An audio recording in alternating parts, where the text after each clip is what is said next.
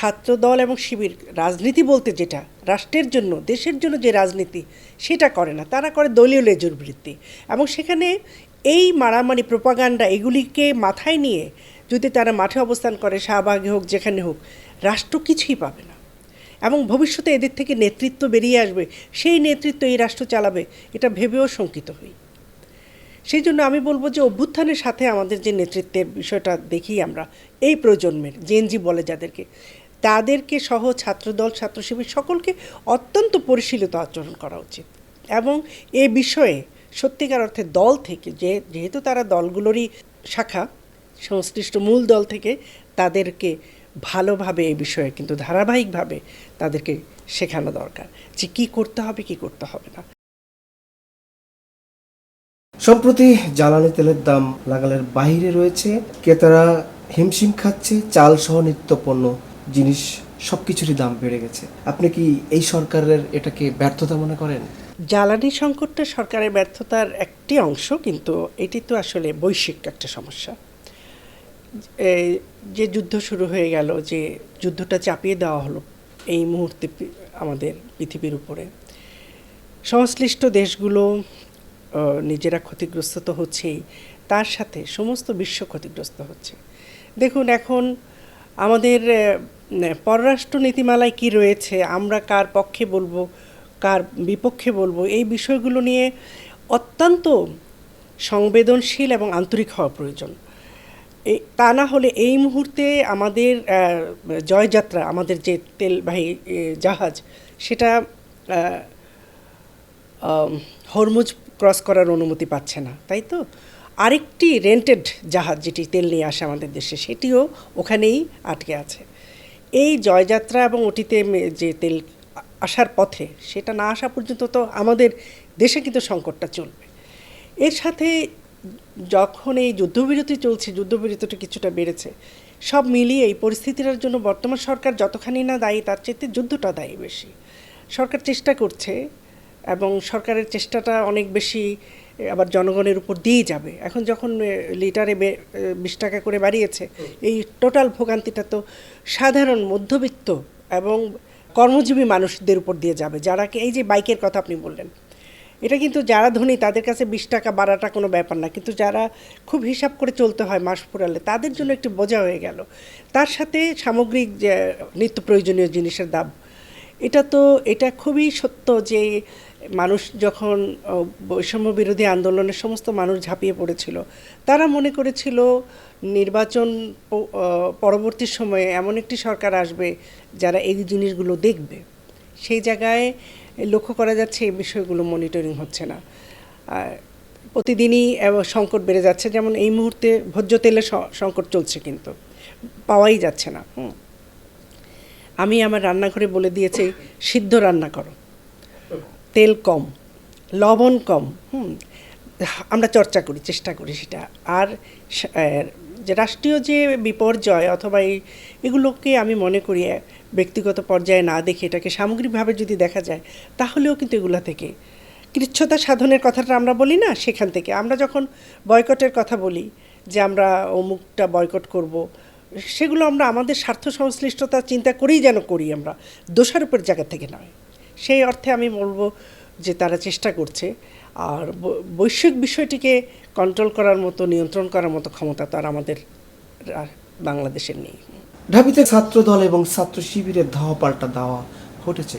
নতুন সরকারের এই অল্প দিনের মধ্যে রাজনীতিতে বা ছাত্র রাজনীতিতে এই বিষয়গুলোকে আপনি কিভাবে দেখছেন?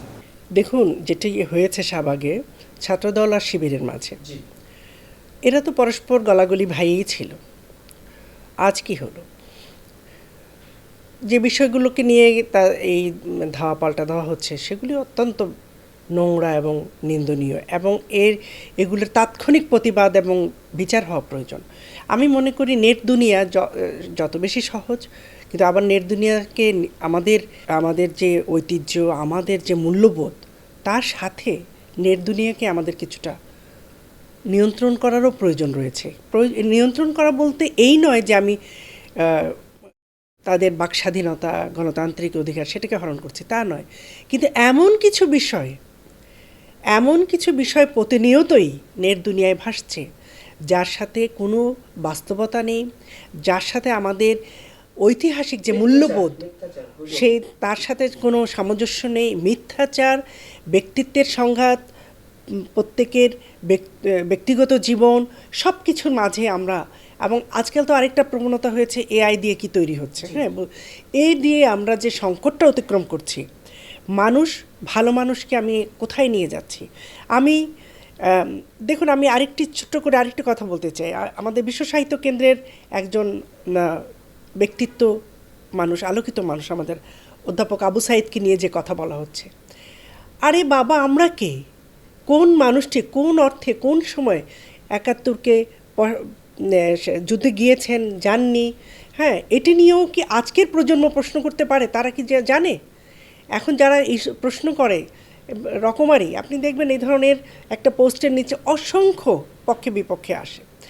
তো সব মিলিয়ে আমি বলবো যে এই যে শিবির, এই যে ছাত্রদল, তারা সত্যিকার অর্থেই ছাত্রদল এবং শিবির রাজনীতি বলতে যেটা রাষ্ট্রের জন্য, দেশের জন্য যে রাজনীতি, সেটা করে না। তারা করে দলীয় লেজুর বৃত্তি, এবং সেখানে এই মারামারি, প্রোপাগান্ডা, এগুলিকে মাথায় নিয়ে যদি তারা মাঠে অবস্থান করে, শাহবাগে হোক, যেখানে হোক, রাষ্ট্র কিছুই পাবে না। এবং ভবিষ্যতে এদের থেকে নেতৃত্ব বেরিয়ে আসবে, সেই নেতৃত্ব এই রাষ্ট্র চালাবে, এটা ভেবেও শঙ্কিত হই। সেই জন্য আমি বলবো যে অভ্যুত্থানের সাথে আমাদের যে নেতৃত্বের বিষয়টা দেখি আমরা, এই প্রজন্মের জেনজি বলে যাদেরকে, তাদেরকে সহ ছাত্রদল, ছাত্র শিবির সকলকে অত্যন্ত পরিশীলিত আচরণ করা উচিত। এবং এ বিষয়ে সত্যিকার অর্থে দল থেকে, যেহেতু তারা দলগুলোরই শাখা, সংশ্লিষ্ট মূল দল থেকে তাদেরকে ভালোভাবে এই বিষয়ে কিন্তু ধারাবাহিকভাবে তাদেরকে শেখানো দরকার যে কী করতে হবে, কী করতে হবে না। এবং সেখানে আমি বলি সবচেয়ে বড় অভাব যেটা, আলী, লেখাপড়া করি না আমরা, কেউ কথা শুনি না আমরা। যে মব কালচার তৈরি হয়েছে, যে শিক্ষকদেরকে যেভাবে লাঞ্ছিত করা হয়েছে অভ্যুত্থানের পরপরই, আমি 2 মাসের মাথায়, আমি মনে আছে আলী, আমি তোমার সাক্ষাৎকারে আমি প্রতিবাদ করেছি যে গাছের সাথে শিক্ষককে বেঁধে রেখে জাতিকে যারা মনে করে যে উদ্ধার করবে, তাদের কাছ থেকে জাতি কোনো কিছুই আশা করে না। এবং সত্যিকার অর্থে যখন আইন আদালতকে বাইরে রেখে নিজেকে মনে করে হত্যাকর্তা, তাহলে কি এরা কিছু করতে পারবে? সেই জন্য আমি মনে করি এই যে শাহবাগের এই মুহূর্তের যে গত কয়েকদিন ধরে যেটা চলছে, এটা কোনো বার্তাই দেয় না, এত নিন্দনীয়, এত অগ্রহণযোগ্য যে এটা নিয়ে কথা বলার প্রবৃত্তিও আমার হয় না। ব্যারিস্টার ফুয়াদ বলেছেন ছাত্র দলের ভিতরে গুপ্ত ছাত্র লীগ রয়েছে, এ বিষয়ে আপনি কি বলবেন? না, এই বিষয়ে এটা বলবো যে এখন এরা ফুয়াদ যেটা বলছে, কিছুদিন আগে তো আমরা শুনেছি শিবিরের অনেকেই ছাত্রলীগের ছিল। তো এই গুপ্ত কথাটা আবার কি আসলো? এইটা রাজনীতির এই জায়গাগুলোতে বিশেষ করে যারা গুপ্ত এবং যারা শিবিরের সদস্যরা ছাত্রলীগে ছিল, এদের অনুশীলনটা, চর্চাটা কিন্তু এই ধরনের। এটি নিয়ে আমি বলতে চাই যে এটি কোনো বার্তা দেয় না। কিন্তু রাজনীতিতে প্রকাশ্য অপ্রকাশ্য এই বিষয়টি থাকে, তো কিন্তু তার সাথে আরেকটি দলের সাথে মিশে গিয়ে কাজ করতে হবে, এবং পরে তার সেটা উদ্ধার হলে সে গুপ্ত হবে, এই বিষয়টিও তো আমি মনে করি এক ধরনের অসততা, তাই না? আমি যেই দলের সাথে কাজ করব, যেখানে কাজ করব, সেটা তো প্রকাশ্য হওয়া উচিত।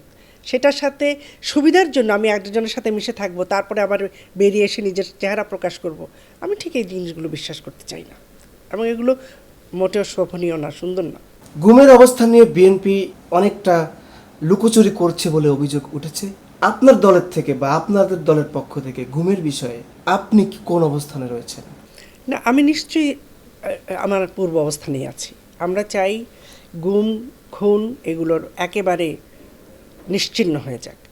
বর্তমান সরকার নানাবিধ কারণে আমি মনে করছি, দেখছিও, তারা এই জায়গাগুলোতে কিছুটা যেটা বলছেন লুকোচুরির আশ্রয় নিচ্ছে অথবা একটু পাশ কাটিয়ে যাচ্ছে।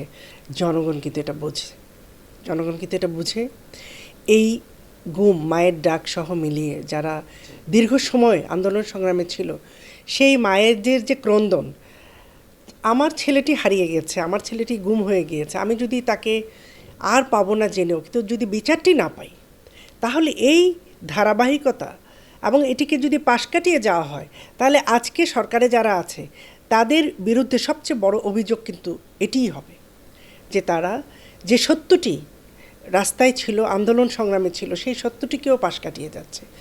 আমি মনে করি এই সরকার আর যাই করুক, যখন আন্দোলন সংগ্রামে যে দাবিগুলোর পাশে ছিল, যে অভিযোগগুলো নিয়ে তারা জনগণের কাছে ওয়াদাবদ্ধ ছিল, সেগুলি তাদের পাশ কাটানো উচিত নয়, এবং সেগুলি তাদের সময় নিয়ে, বিচারিক কার্যক্রম সময় নিয়েই করতে হয়, কিন্তু এগুলি করা উচিত।